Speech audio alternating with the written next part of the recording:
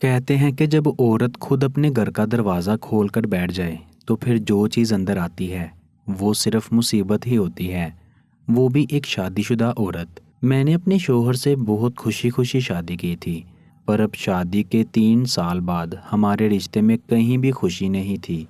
ہم روز رات کو ایک دوسرے سے منہ موڑے ایسے سو جاتے جیسے دو اجنبی پہلی بار ساتھ ہوں۔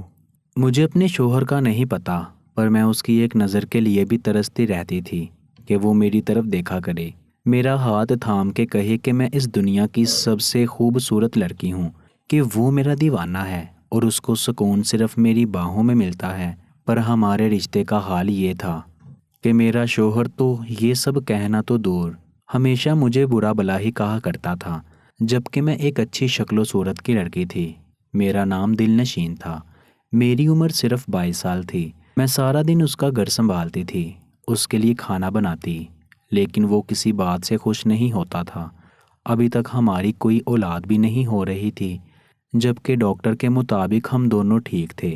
میرے شوہر کا کاروبار بھی اچھا جا رہا تھا، ہم الگ گھر میں رہتے تھے۔ کہنے کو سب کچھ ٹھیک تھا، پر دراصل کچھ بھی ٹھیک نہیں تھا۔ لوگ ہم پر رشک کرتے تھے، پر ہم ایک دوسرے کے ساتھ جانوروں کی طرح لڑتے تھے۔ تم جیسی خود غرض عورت میں نے آج تک نہیں دیکھی۔ کیا کیا ہے تم نے میرے لیے؟ جب سے میری زندگی میں آئی ہو مجھے برباد کر دیا ہے۔ کچھ ٹھیک نہیں ہے میرے آس پاس، کوئی خوشی نہیں ہے میری زندگی میں، یہاں تک کہ ایک بچہ بھی نہیں دے سکی تم مجھے، جبکہ میرا شوہر جانتا تھا کہ مجھ میں اور اس میں بھی کوئی کمی نہیں تھی۔ یہ دیر قسمت کی طرف سے ہو رہی تھی، پر آج اس نے مجھے بہت ذلیل کیا، بہت باتیں سنائی۔ وہ تو گھر سے چلا گیا تھا، پر میں سارا دن روتی رہی، اور اب رات کو بھی نیند میری آنکھوں سے غائب تھی۔ ایک نظر اپنے شوہر کو دیکھا جو میرے پہلو میں سو رہا تھا۔ کسی کو بے سکون کر کے کیسے کوئی اتنے سکون سے سو سکتا تھا؟ میں نے اپنے آنسو صاف کیے اور جا کر آئینے کے سامنے کھڑی ہو گئی۔ میں خود کو غور سے دیکھنے لگی۔ میری آنکھوں میں آج بھی چمک تھی، میری آنکھوں میں جذبات تھے، میری کمر پتلی اور اپنی جگہ پر تھی، میرا پیٹ نہیں نکلا ہوا تھا، رنگت صاف اور بال لمبے تھے، قد بھی مناسب تھا۔ پھر کیوں میرا شوہر مجھ سے دور دور رہتا تھا؟ میں نے اپنے عکس کی آنکھوں میں دیکھا، وہاں ایک ایسی بے چین خواہش مجھے نظر آتی تھی جس کو پورا کرنے کی طاقت میرے شوہر میں نہیں تھی، پر مجھ میں تھی۔ میں نے پلٹ کر اپنے شوہر کو دیکھا اور اسے آخری موقع دینے کا سوچا۔ میں اس کے قریب گئی، اسے آہستہ سے نیند سے جگایا، جیسے شادی کے شروع کے دنوں میں جگایا کرتی تھی۔ فراز، میں آپ سے بہت محبت کرتی ہوں، میں نے بہت پیار سے کہا۔ تو میں کیا کروں؟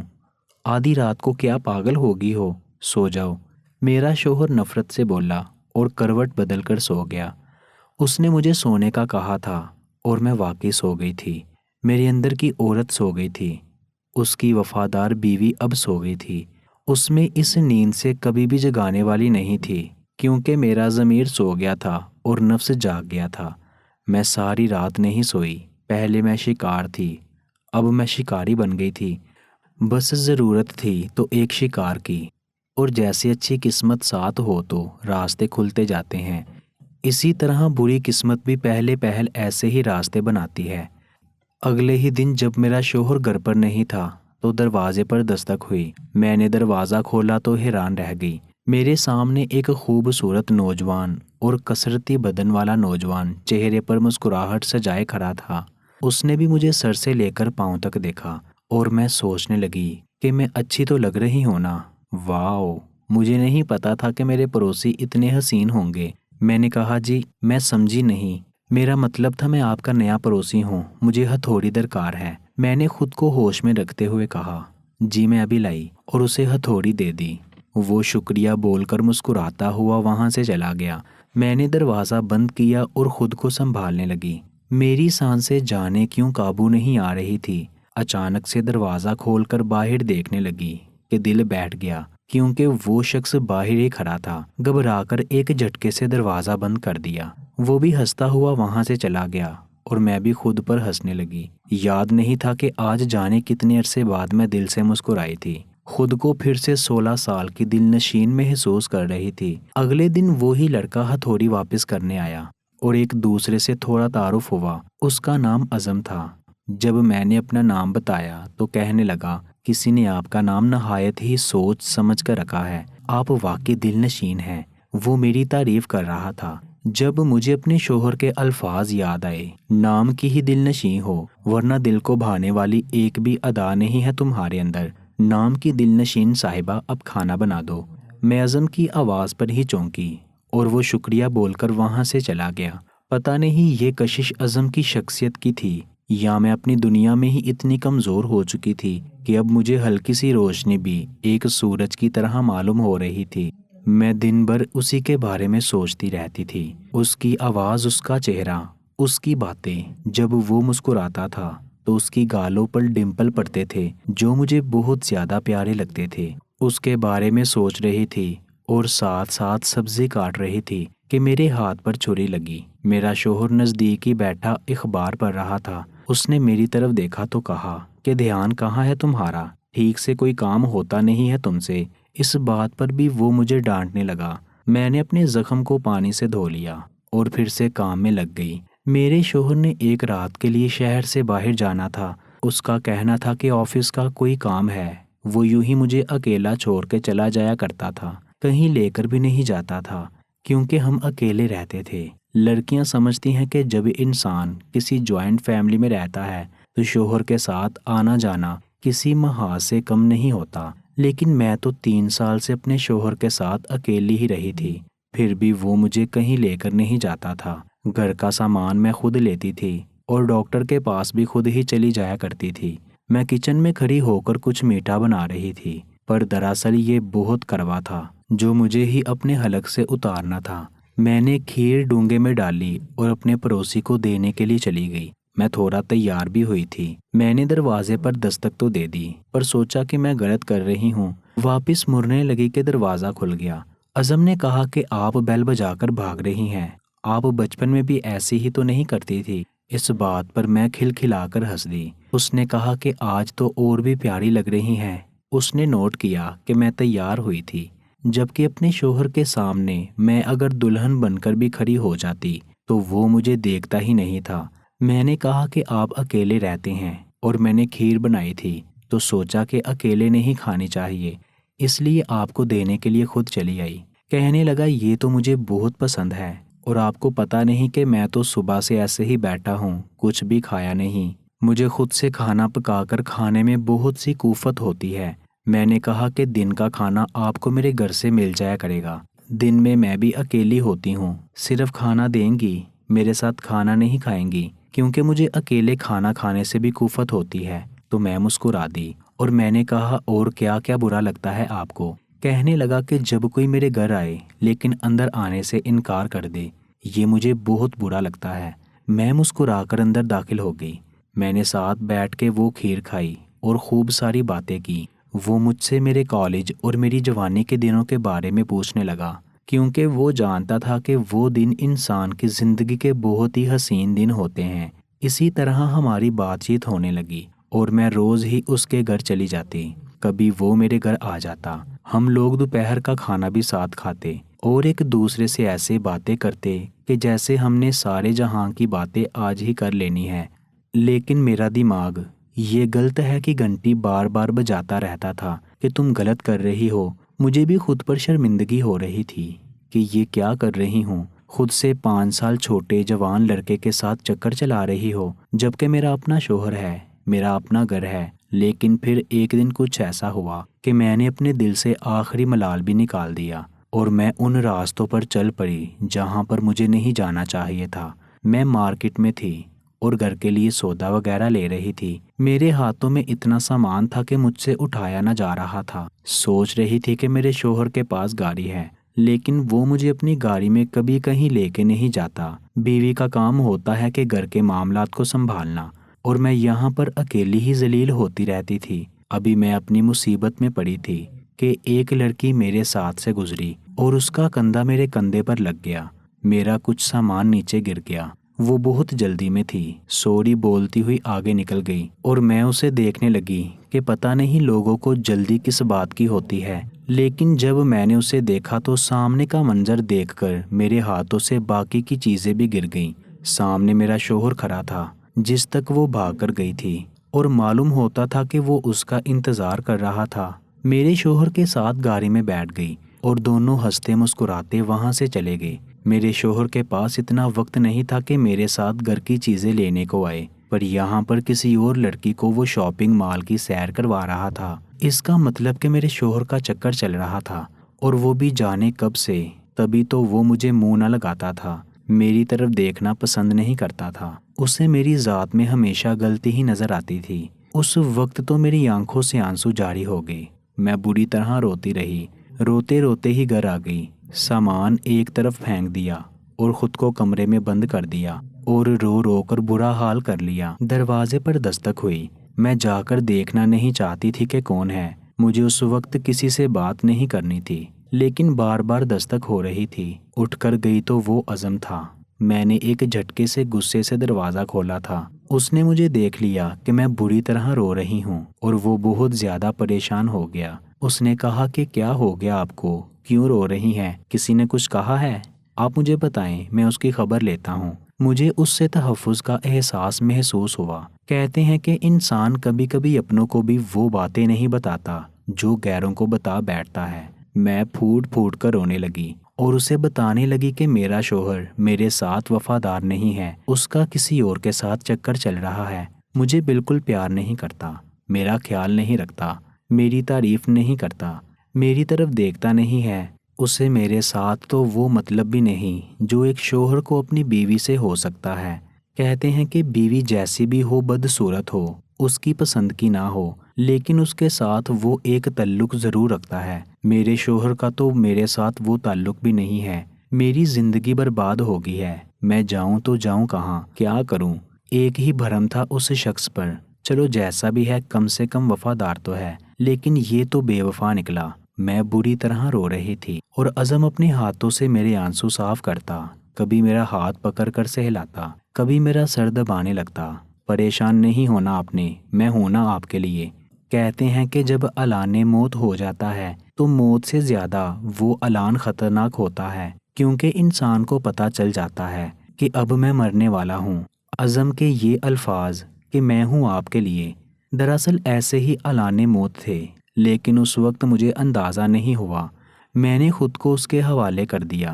میں دماغ میں یہ سوچ رہی تھی کہ اگر میرا شوہر بھی بے وفا ہے، اس نے میرے ساتھ اچھا نہیں ہے، اور یہاں تک کہ میرے ہوتے ہوئے کسی اور کے ساتھ چکر چلا رہا ہے، تو پھر میں یہ سب کیوں نہ کروں؟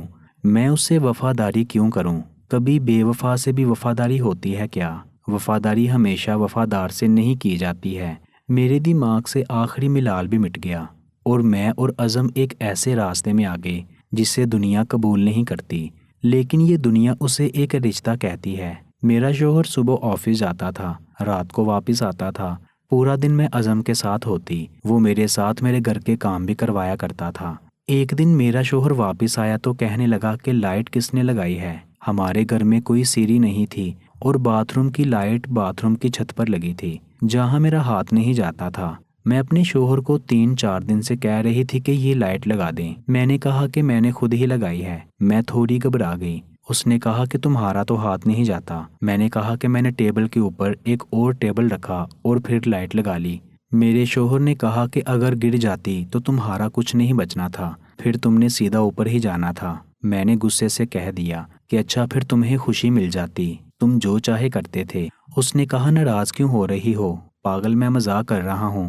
جانے کیوں اچانک سے اس کا رویہ بدل گیا تھا۔ مذاق نہیں کر رہا ہوں، پر میں بہت غصے میں تھی اور واپس کچن میں چلی گئی۔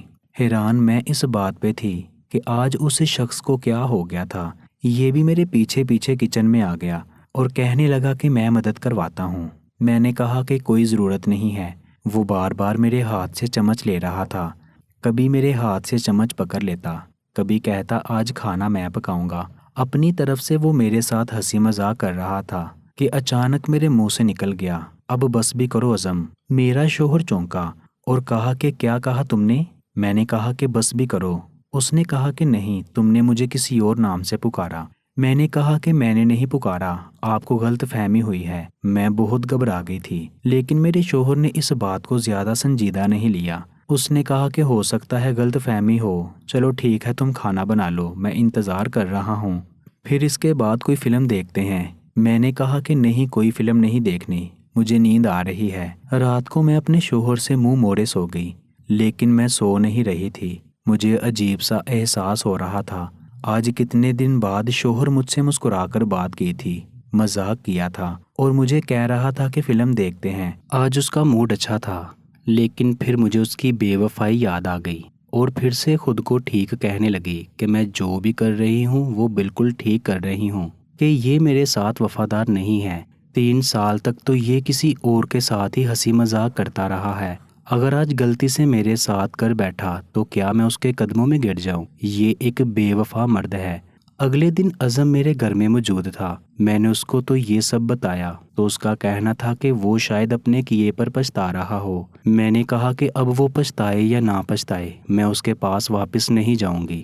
ابھی میں اس سے یہی بات کر رہی تھی کہ اچانک سے میرا سر چکرانے لگا۔ مجھے ذرا سا بھی کچھ ہو جاتا تھا تو وہ پوری طرح پریشان ہو جاتا تھا۔ اس نے مجھے سنبھلنے کا موقع ہی نہیں دیا اور فوراً ہسپتال لے گیا۔ ڈاکٹر نے مجھے چیک کیا اور عظم کو ہی میرا شوہر سمجھا۔ انہوں نے اس کو ایک ایسی خبر سنائی کہ نہ اس کے چہرے پر ہنسی آ رہی تھی اور نہ ہی وہ اداس لگ رہا تھا۔ ڈاکٹر نے کہا میں امید سے ہوں اور ماں بننے والی ہوں۔ ہم دونوں ہی خاموش ہو گئے، یہاں تک کہ ڈاکٹر نے پوچھ لیا کہ آپ کو اپنے بچے کی خوشی نہیں ہے؟ تو میں نے کہا دراصل ہمارے پہلے ہی 4 بچے ہیں۔ ڈاکٹر نے کہا کہ کوئی بات نہیں، بچے تو اللہ کی دین ہوتے ہیں۔ ہم لوگ وہاں سے واپس آئے تو سارے رستے خاموش تھے۔ اچانک سے گھر میں داخل ہوئے تو سامنے میرا شوہر کھڑا تھا، جس کو دیکھ کر میرے قدموں تلے سے زمین نکل گئی، کیونکہ عظم گھر کا دروازہ کھول کر ہی گیا تھا اور میرا شوہر شاید واپس آیا تھا۔ شاید وہ اپنی کوئی چیز گھر پہ بھول گیا تھا۔ اس نے مجھے دیکھا، میں نے اپنی ڈاکٹر کی پرچی اور دوائیوں کا شاپر چادر میں چھپا لیا اور پھر عظم کو دیکھا کہ یہ کون ہے۔ وہ حیران ہو رہا تھا۔ میں نے کہا کہ وہ میری طبیعت اچانک سے خراب ہو گئی تھی، میں بے ہوش ہو گئی تھی۔ یہ ہمارے پڑوسی ہیں، کوئی چیز لینے آئے تھے کہ مجھے بے ہوش دیکھا تو پھر ڈاکٹر کے پاس لے گئی۔ میرے شوہر عظم کے سامنے میری فکر کرنے کا ناٹک کیا اور کہا ٹھیک تو ہو، تمہیں کیا ہو گیا تھا؟ ادھر آؤ، بیٹھ جاؤ۔ اس نے مجھے صوفے پہ بٹھا دیا اور خود عظم کا شکریہ ادا کیا۔ عظم نے بھی کہا کہ وہ اگر آپ کو برا لگا ہو تو معافی چاہتا ہوں، لیکن بس مجھے سمجھ نہیں آیا کہ میں کیا کروں۔ یہ بے ہوش ہو گئی تھی اور مجھے آپ کا بھی پتہ نہیں تھا کہ آپ کا نمبر کیا ہے۔ میرے شوہر نے کہا کہ کوئی بات نہیں، آپ نے ہماری مدد کی، چائے بناتا ہوں تھوڑی دیر۔ عظم اور میرا شوہر بیٹھ کر باتیں کرتے رہے، ایک دوسرے کے کام کے بارے میں پوچھتے رہے، جبکہ میں بری طرح گھبرائی ہوئی تھی کہ اب کیا کروں گی، کس طرح اپنے شوہر کو بتاؤں گی اور اس بچے کا کیا مستقبل ہوگا۔ میرے اندر ایک اور جان تھی۔ اب میں اپنے بارے میں سوچ کر خود غرض نہیں ہو سکتی تھی۔ میں نے صبح صبح ہی فیصلہ کر لیا ہے۔ عظم کے پاس گئی اور اس سے کہا کہ یہ بچہ ہماری محبت کی نشانی اور ہمیں اسے دنیا میں لانا ہوگا، لیکن اس کا کہنا تھا کہ وہ اس وقت ایک بچہ اور ایک بیوی افورڈ کرنے کی حالت میں بالکل بھی نہیں ہے، اس کا کام بھی اچھا نہیں ہے۔ مجھے اپنے ہی مسئلے سنانے لگا، جبکہ آج تک اس نے اپنے کسی مسئلے کا ذکر ہی نہیں کیا تھا۔ میں نے اسے کہا کہ مجھ سے محبت کی تھی، تب یہ سب باتیں مجھے کیوں نہیں بتائی تھی؟ اب جب تمہارا بچہ میری کوکھ میں آ گیا ہے تو اب تم کو خرچہ یاد آ رہا ہے۔ اس نے کہا کہ مجھے معاف کر دو، لیکن میں تمہارا اور اس بچے کا خرچہ نہیں اٹھا سکتا۔ تم اپنے شوہر کو سب کچھ بتا دو اور اس بچے کا تم نے جو بھی کرنا ہے کرو، لیکن میں اب تمہارے ساتھ اور کوئی تعلق نہیں رکھ سکتا اور اس علاقے میں بھی نہیں رہ سکتا۔ میں یہاں سے واپس جا رہا ہوں کہ میں کسی مسئلے میں پڑنا نہیں چاہتا۔ میں رونے لگی۔ مجھے سمجھ نہیں آ رہا تھا کہ یہ سب کیا ہو رہا ہے۔ وہ مجھے چھوڑ رہا تھا، وہ واقعی وہاں سے مجھے چھوڑ کر چلا گیا۔ اس نے اپنے ہاتھ میرے ہاتھ سے چھڑا لیے، بس اتنا احسان کیا کہ مجھے کوئی ایسی بات نہ کہی جس سے میرا دل ٹوٹ جاتا، جبکہ وہ مجھے یہ کہہ سکتا تھا کہ تم بھی تو اپنے شوہر کے ہوتے ہوئے میرے پاس آتی تھی۔ میں واپس اپنے شوہر کے پاس آ گئی اور ایسے بیٹھی تھی جیسے کوئی روبوٹ ہوں۔ فراز، مجھے آپ کو آج ایک بات بتانی ہے جس سے سن کر آپ کا مجھ پر سے ہمیشہ کے لیے اعتبار اٹھ جائے گا اور ہم دونوں کی زندگی میں بہت کچھ بدل جائے گا۔ میں نے ایک ہی سانس میں سب کچھ بتا دیا۔ میں نے کہا کہ مجھے چھوڑ دو، میں تمہارے قابل نہیں ہوں، تم نے بھی تو کسی اور کے ساتھ رشتہ بنایا۔ تو پھر غصے میں آ کر میں نے بھی بنا لیا، اور اس کی نشانی میرے پیٹ میں ہے۔ تم مرد ہو، معاشرہ تمہارا ہی ساتھ دے گا، میرے ساتھ کوئی کھڑا نہیں ہوگا، لیکن تم جو بھی فیصلہ کرو مجھے منظور ہے، جو بھی سزا دینا چاہو میں تیار ہوں۔ میرا شوہر یہ سب کچھ سن رہا تھا، اور میں کسی ایک نقطے کو دیکھتی ہوئی بولتی جا رہی تھی۔ اچانک وہاں کچھ ایسا ہوا کہ جس کے بارے میں نے کبھی نہیں سوچا تھا۔ میرا شوہر میرے پاس آیا اور میرا ہاتھ پکڑ کر بولا کہ مجھے معاف کر دو، میں نے ہی تم کو یہ سب کرنے پر مجبور کیا ہے، لیکن وہ کہتے ہیں نا کہ جو ہوتا ہے اچھے کے لیے ہوتا ہے۔ میں اسے دیکھے جا رہی تھی۔ اس نے کہا کہ میرا کسی کے ساتھ چکر نہیں ہے، جس عورت کے ساتھ تم نے مجھے دیکھا وہ میرے باس کی بیوی تھی، اور میں صرف اپنے باس کو خوش کرنے کے لیے اس کی بیوی کو کسی کام سے لے گیا تھا۔ حقیقت تو یہ ہے کہ میں کبھی باپ نہیں بن سکتا، اور یہ بات مجھے ڈاکٹر نے 2 سال پہلے ہی بتا دی تھی، لیکن میں نے اپنی غلط رپورٹ بنوائی تاکہ تمہیں یہ بات نہ پتہ چلے۔ میں تمہارے سامنے شرمندہ نہیں ہونا چاہتا تھا، اپنی ہی آگ میں جل رہا تھا، اور اسی آگ کی تپش تمہیں بھی محسوس ہوتی تھی۔ ہر وقت میرا موڈ خراب رہتا تھا، سوچتا تھا کہ کیا زندگی ہے۔ جس دن تمہیں پتہ چلے گا کہ میں تمہیں اولاد کی خوشی نہیں دے سکتا، تم مجھے چھوڑ کے چلی جاؤ گی۔ میں تمہیں کھونا نہیں چاہتا تھا، وہ میرا ڈر تھا جو میرا غصہ بن کے میری زبان پر آ جاتا تھا۔ یہ بچہ تمہاری گود میں ہے، یہ بچہ تمہارا ہے، اور اس کے بعد سے یہ بچہ ہمارا کہلائے گا۔ میں اس کو اپنا نام دوں گا، ہم دونوں مل کر اس کو پالیں گے، اور دنیا والوں کے منہ بھی بند ہو جائیں گے۔ کوئی تم کو بانجھ نہیں کہے گا، اور مجھے بھی نامرد نہیں کہے گا۔ یہ بچہ ہمارا سہارا بنے گا۔ میں اپنے شوہر کے قدموں میں بیٹھ گئی۔ میں پھوٹ پھوٹ کر رونے لگی۔ اس نے کہا کہ صرف تمہاری غلطی نہیں ہے، اس میں میری غلطی ہے، میں بھی برابر کا گنہگار ہوں، لیکن میرے شوہر نے مجھے معاف کر دیا۔ ہم لوگوں نے وہ علاقہ چھوڑ دیا اور ہم کہیں اور چلے گئے۔ اللہ نے مجھے بیٹے سے نوازا اور ایک بیٹی سے بھی، اور ہم 2 بچوں کے ماں باپ ہیں۔ ہم نے دوبارہ عظم کا نام تک نہیں لیا، اس کا خیال بھی میرے دل میں نہیں آتا، اور ہم لوگ خوشی خوشی ساتھ رہتے ہیں۔ مجھے فخر ہے کہ اس نے مجھے معاف کر دیا، بھلے ہی اس میں خود کمی تھی، لیکن پھر بھی مرد ایسی باتوں کو معاف نہیں کرتے۔ لیکن میرا شوہر ایک اچھا انسان تھا، اور وہ بے شک اچھا باپ بھی ہے، اور میرے بچوں کا بہت خیال رکھتا ہے۔ مزید ایسی کہانیوں کے لیے ہمارے چینل کو سبسکرائب کر لیجیے گا۔ کہانی اچھی لگی ہے تو اس کو لائک اور شیئر ضرور کر دیجیے گا۔ ملتے ہیں ایک نئی کہانی کے ساتھ۔ مجھے دیجیے اجازت۔ اللہ نگہبان۔